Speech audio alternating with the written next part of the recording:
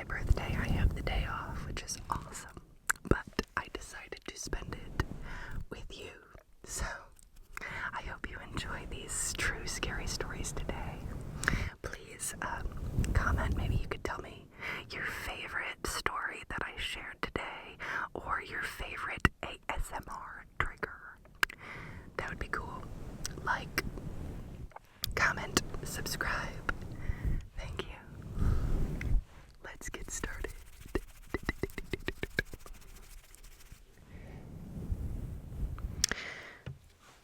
I graduated from EPHS in 2011, and I only went back when my little brother graduated.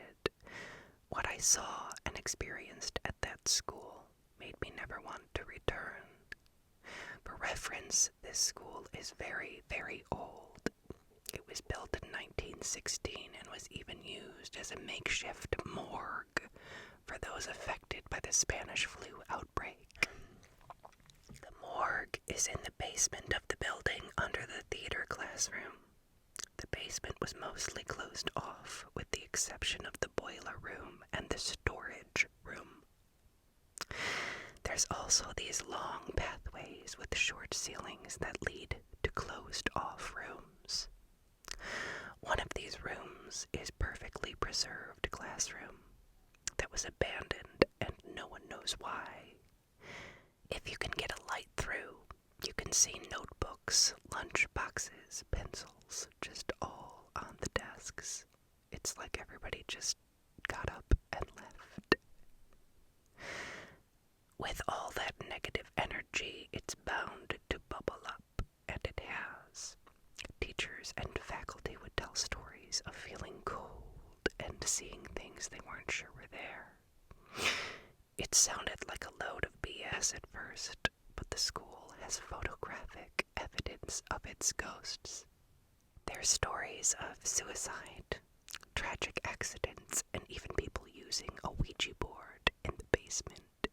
I saw something one day that made me believe it all. I was a theater kid back then. I used to get all kinds of crap for not being in football because I was 6'7" juggernaut. But whatever. The theater is where I liked to be. When I was a senior, I had a lot of free classes, so I spent most of my time in the theater or in the theater classroom. Hell, I even ate lunch on the stage most days. Sometimes I had a few friends join me, but I was alone a lot of the time, mostly by choice. One day at lunch, I went into the theater, turned on the lights, pulled out my mangled lunch from my backpack, and started eating. I didn't have mobile data at the time, and I didn't know what the school Wi-Fi password was, so I was listening to music on my iPod Touch. As soon as the song ends, I hear a loud crash above me that sounds like someone fell over with a box full of silverware. I look up at the catwalk of the theater and I see someone looking down at me. I don't know who they are, so I wave and I ask if they're okay. No response.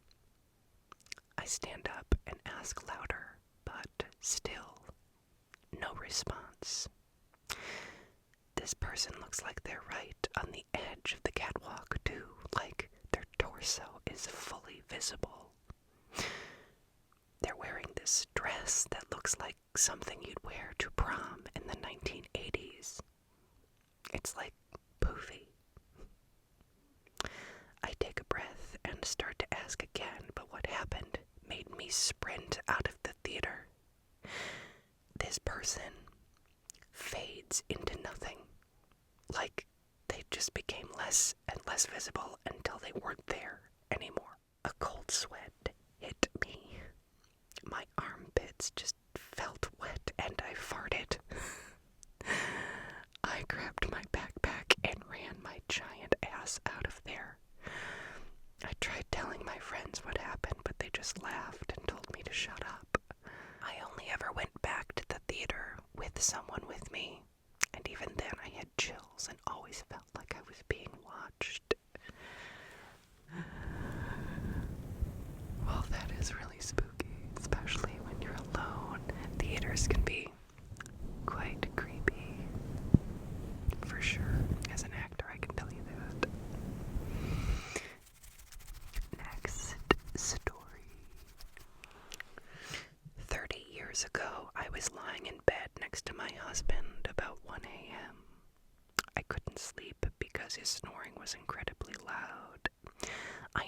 something shift at the edge of my bed, so I started looking in that direction. Then, plain as effing day, two silhouettes with the appearance of TV static were standing there. As I opened my eyes even wider, trying to make out what I was seeing, they instantly started bolting toward me, coming right through the bed. Not smooth movements either, but like in one movement they were a foot closer, and then in another sudden movement they would advance 2 or 3 feet closer, like bam, bam, bam, bam. Each bam being another sudden movement closer right at me. I started kicking, screaming, and swatting at them. My poor husband, LOL, jumped out of bed, knocking everything off the side table, trying to wake up and react to whatever had me freaking out. I will never forget that shit. Same house. A couple of months later, I'm sitting in our infant's room around 2 a.m. after having finished a bottle. We're just kind of rocking in the dark when I start feeling like something was watching us from the corner of the room. Now, I'm not a religious person. I don't believe in God or the devil and stuff like that, so my rational brain was trying to talk me out of being scared. When all of a sudden, my son straightened right up, looked at the direction that I was eyeballing, and happily goes, "Hi," and he started kicking his feet. Freaked me the F out. 2 weeks later, my husband was out of town. At this point, I'm a little afraid of being alone in our apartment, so I start staying up late, afraid to go to bed alone. It was 3 a.m.-ish, and I turned the TV off and set off for my bedroom. But once I got to the end of the hall, the TV turned back on. I kept telling myself, I probably just set the remote against something. So I went back to the living room to turn it off again, but nope. The remote was sitting securely on the table where I left it at. I turned on every light in that apartment and slept that way until my husband returned. We started making arrangements to move that week, and I've never had another experience since.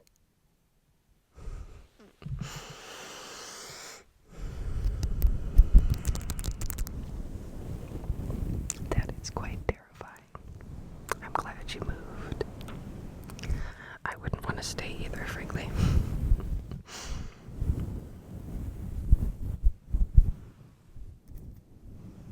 Next.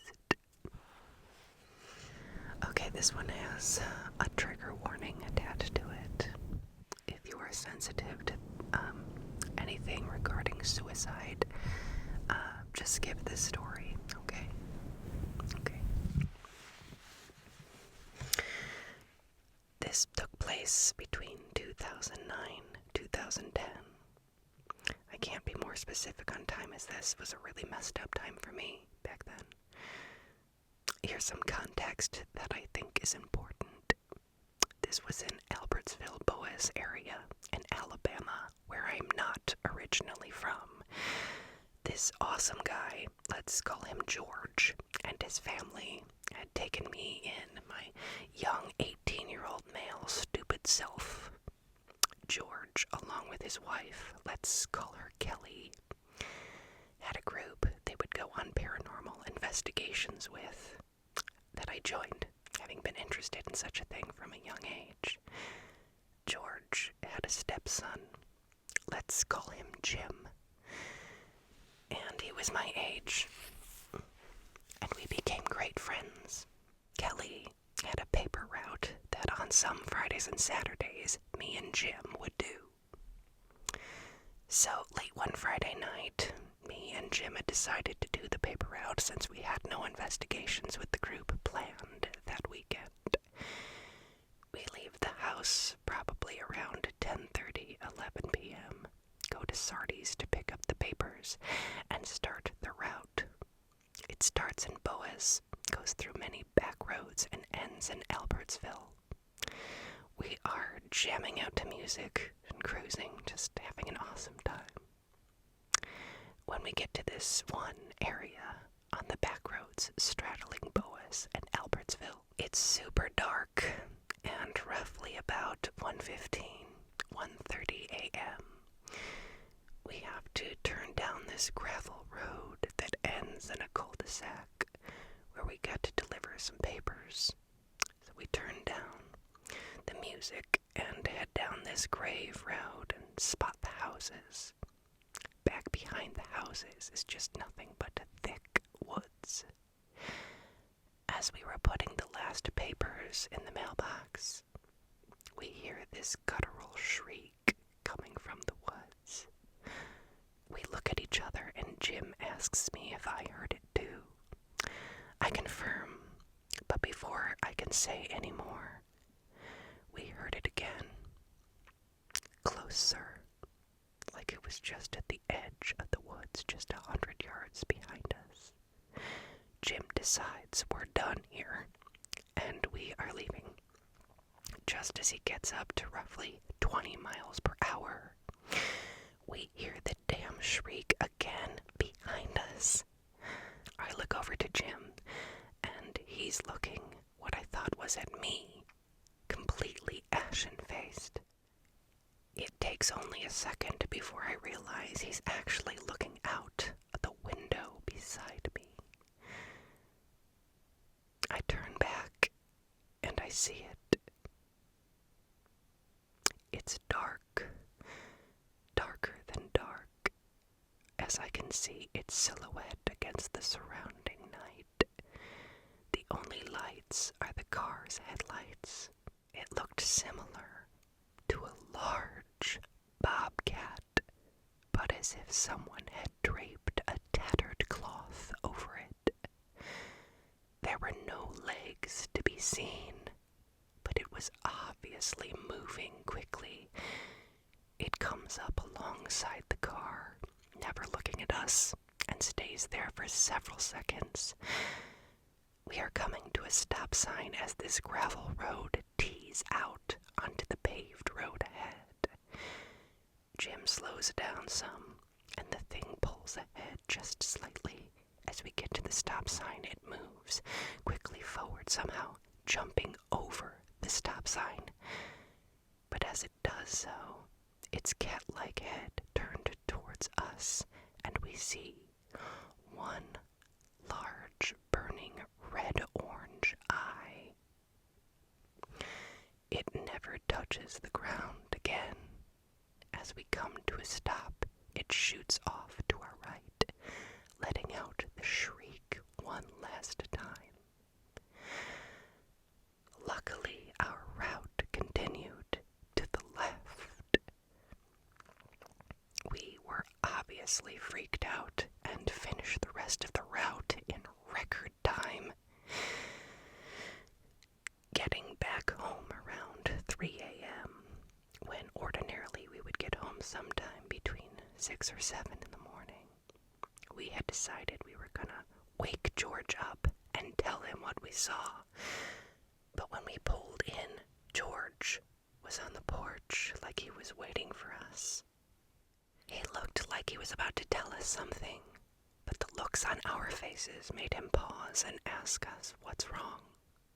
We tell him, and then he starts questioning us about what time specifically we saw this thing, where we were exactly, that kind of stuff. After about 20-30 minutes of that, he looks at Jim and says, "Well, I'm sorry to say this, but Rick hung himself on Lisa's porch earlier this morning." Rick and Lisa were 2 members of this paranormal group that I hadn't met. They had left the group about a year or so before I joined.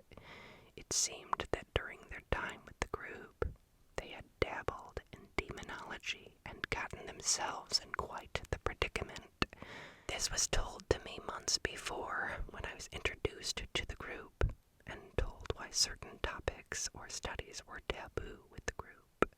Without going into too much detail, as I don't know much, Rick and Lisa had dabbled in the dark stuff, messed with demonic entities, and even gotten possessed.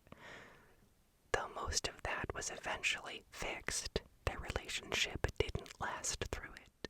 Well, it seems that during our route, Rick had gone over to Lisa's and was trying to get her to take him back. He was apparently out of it, like he was drunk or high, but strangely, Lisa's words, coherent at times.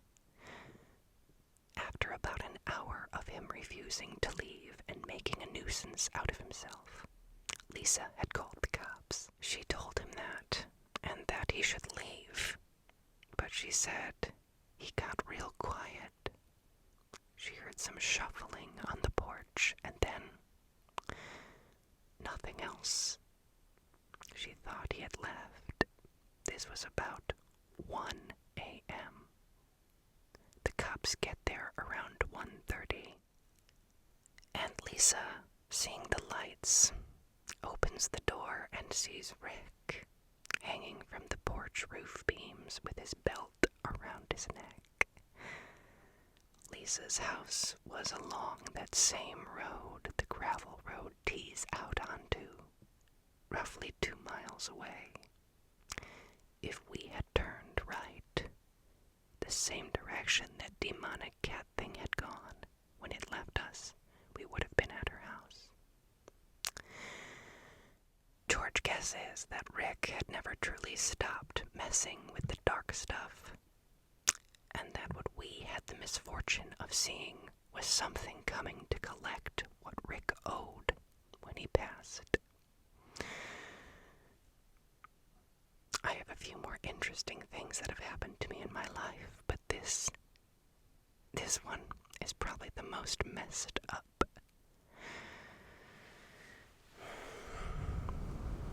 That's horrifyingly scary. And whenever there's a loss of life, it's so heartbreakingly tragic and awful. I think something like that would just haunt my dreams for a long time. 11 years ago, my family and I lived in an extended stay hotel for a while until we saved up enough money to get a place. It was a 1-bedroom with 2 sleeping areas, a kitchenette, and bathroom. Some people had lived there for over 10 years by the time we moved there. We made friends with some of the people on the various floors, as well as a couple of the managers. It wasn't home per se, but it was better than being homeless. A few doors down from our room lived an older gentleman who had an adult son who would visit him maybe once a week. One day, my best friend and I had returned to the hotel from shopping and hanging out. As we pulled into the large driveway, I saw a dark figure looking up at the hotel. It looked like a man, and it was all black. As we passed it, it looked at us, driving by. I couldn't see its eyes, but I could still feel it looking. I turned away quickly, feeling a bit of dread in my spirit. I told my friend, I think I just saw death. Surprisingly, he replied that he had seen it as well, and even pointed to the exact spot where it had been standing. We both looked up at one another and remained silent for a minute. I said a quick prayer, asking God to watch over my family and the people in the hotel. A couple of days later, there was a commotion in the hallway. My parents and I investigated and found out that the older gentleman that lived in the room a few doors down had died the day before. His son couldn't get him on the phone and had come over. He wouldn't open the door, so worried, he had the manager open the door and they found hours before they had the older gentleman's body removed from the room. Later that day, I left the room to sit in the back stairwell to have a private conversation with a good friend that lives in another state. I saw an older man walking slowly down the stairs. He was wearing blue. When he heard me, he looked up at me sadly as I looked down at him. To my shock, I realized only his top portion was visible. He turned back around, kept walking down the stairs, and disappeared. I had seen death before, and I'd seen other things I've shared on here, but this was my first time seeing a spirit leaving to the other side. Spooky, spooky, spooky, spooky. Creepy. That's creepy stuff right there. We were a military family who moved quite often. Of all the 14 homes I have lived in, this house was the most intense haunting I have ever experienced. I felt as if I was being stalked in this house every moment of every day. I can remember how uneasy I felt. The two rooms I despised the most were my parents' bathroom and my own bedroom. At the time, I was around 10, 11 years old. My brother was about 15, 16. We had chores, as normal kids do, and one of those had to do with cleaning parts of every bathroom in the house, including my parents'. My brother and I refused to go in my parents' bathroom. I have no idea how to describe this feeling. There were many mirrors in that bathroom, and it felt like someone was standing right behind you at all times in there. At 26, the thought of this room gives me chills to this day. My mother did not question our concern and never forced us to be in there, thank God. My bedroom was the worst for me. I did not spend much time in there, as I felt the most seen in this room, and the dread I felt was immense. I would go to sleep every night hiding under the covers because it made me feel better. I would hear whispers in this room, and my door would sway some nights. I felt as though my bed was a table that people were congregating around, as the whispers were different people in different spaces around me. I could never make out what they were saying, but to be honest, I didn't try to hear them. I ignored them every night. I was lucky enough to have a box TV in my room, and it sat on a tall dresser.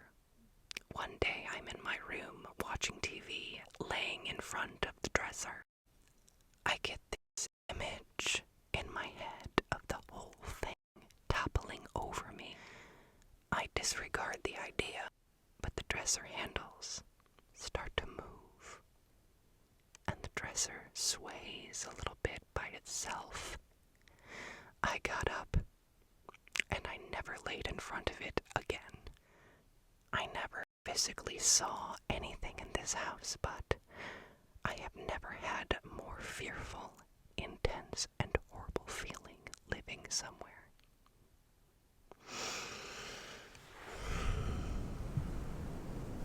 That's just horrible.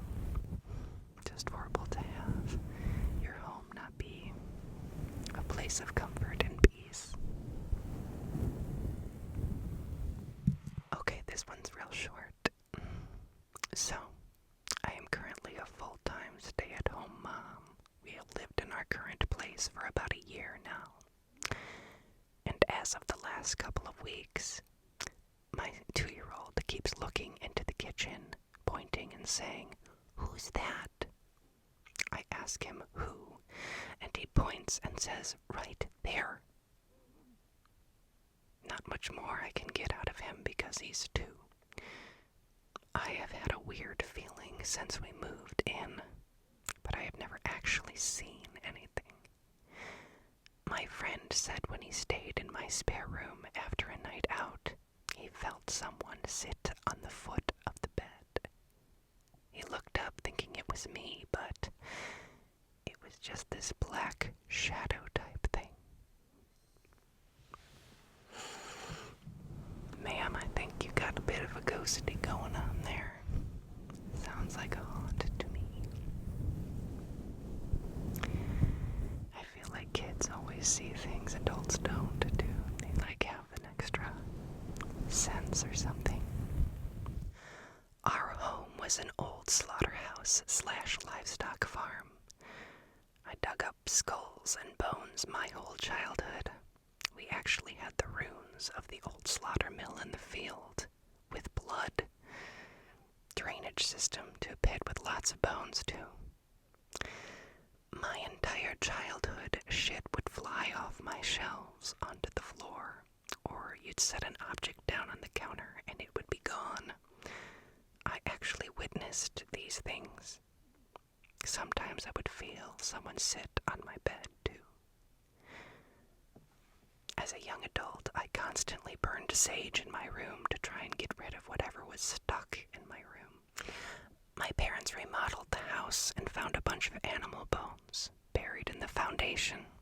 And by foundation, I mean a pile of dirt with wood set on top of it. Eventually, I felt the scary thing leave my room, but there was another ghost still present. During COVID, I moved back in with my parents, and a few times a week I would hear their heavy-ass door open and shut. They had a porch and a deck with multiple floors, so air pressure literally could not cause the door to slam. I'd hear heavy boot steps down the stairs, and I'd yell, "Hey, Dad!" No response. I'd check my parents' window that overlooked the driveway, and of course, no one would be home.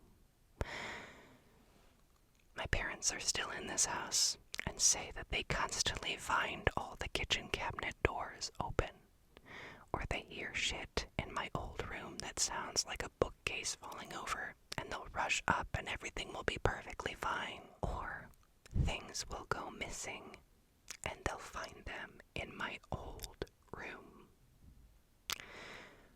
When they remodeled, where the attic door/staircase was, became my mini bathroom. My dad never believed in ghosts, but now that he's retired, he 1000% believes we've got ghosts. He was in the military, so he thinks it's funny and calls the ghost Gladys, but definitely prefers to spend his time outside. My mom does not think it's funny at all, and I'm just glad I live very far away and I refuse to stay with them when I visit. Yeah, I don't blame you, that's spooky. This is the strangest thing that has ever happened to me so far. So, I was walking in the hallway toward the downstairs bathroom. When I passed by the living room, I stopped in my tracks. I saw myself sitting in the ornate red and black sofa, holding my right knee with my left leg dangling. I was wearing the same clothes as my twin on the sofa, a baggy white knit turtleneck and gray patterned pants. I blinked and she was still there on the sofa. I took a deep breath, closed my eyes, and counted to 10. When I opened them, she was gone from the sofa. I don't think I ever made it to the bathroom that night. Well, no, you probably didn't. You were a bit distracted by yourself. That's really scary. Oh, I don't even know how I'd react to that. I think I'd be paralyzed in fear. Okay, let's do one years ago. My ex-girlfriend and I talked about it once, and sometimes I feel like I need answers, so here I am. One time, my then current girlfriend and I were at a friend's house. They had a neighbor woman that was an ex-drug user, probably was still currently. I always had the strangest feeling being around her. She would come over and join us drinking and such. One night, my girlfriend and I were at our friend's house. We were sober all night, who owned the house. My girlfriend and friend were in the back room, and I was in the living room on my phone sitting on the couch. I heard a knock on the sliding glass door. I turned my head to look outside, and the porch light was on, and I saw nothing. Nothing but a lit cigarette in the porch light, but nobody was holding it. I saw a dark shadow, blob, almost, and then there was just this glowing end of the lit cigarette at eye level. I turn away for a second to stand up, and our friend comes down the hall to answer the door knock, and in comes the neighbor woman. I convinced myself it was just dark out, despite there being a bright porch light on. Fast forward to a few hours later. The vibes were off. I've always considered myself to be more aware of the spiritual world than the average person, but nothing crazy. And my awareness was really heightened in the presence of this woman. Anyways, she goes to sit in the dark living room in the chair in the darkest corner. My friend and I sat on the couch across from the chair that was illuminated from the hallway light. This woman was telling a story, and I cannot remember, but it was weird. She was rambling and not making sentences that made sense and just started saying words in no meaningful order. During this, I felt as though my brain felt foggy and cluttered for no reason. I blinked, and in one moment, her face had morphed. It was long, like abnormally long and thin all of a sudden. Pointy chin, dark eyes, and I couldn't see much of a mouth, but it was darker than the rest of her face. Keep in mind, the face was not clear. It's like when you're in pitch black and your eyes suddenly adjust and you can see the outlines of objects in a room. Except it wasn't that dark in the room. Her face was morphed and her voice sounded different. She stopped talking. She looked bigger than she was before, and the sense of a shadow appeared around where her body was, and I felt on edge. But I had this overwhelming sense of a feeling like I needed to protect my girlfriend by being mentally strong. I know this doesn't make sense, but it was a feeling that I cannot explain. I maintained my composure, all while feeling like maybe I was crazy for seeing and feeling what I was experiencing, and I didn't know if my girlfriend was seeing what I was seeing. The woman maintained this form, but when our friend came from the hallway and we turned our attention to her, she turned on the lights, and everything was normal. The woman looked like she did normally. We left shortly after that because within 10 minutes my girlfriend said she felt nauseous and lightheaded. We got in the car and she asked if I saw anything weird, and she proceeded to explain exactly everything I saw. She also told me that at one point when I went to the bathroom right before we both sat in the living room in the couch, that the woman was telling her she needed to separate from me that night. was no good, and she needed to send me home and stay with our friend. I loved my girlfriend more than anything and had no bad bone or intention in my body with her. We both felt it was strange. This random woman we saw morph was trying to separate us. We went to breakfast the next day, and both were thinking that we may have had a supernatural experience with a potential demon. We went to her apartment and saged the living crap out of it, and never spoke of it again. Yeah, that's really spooky. So scary. So scary and spooky. And now, here's your ASMR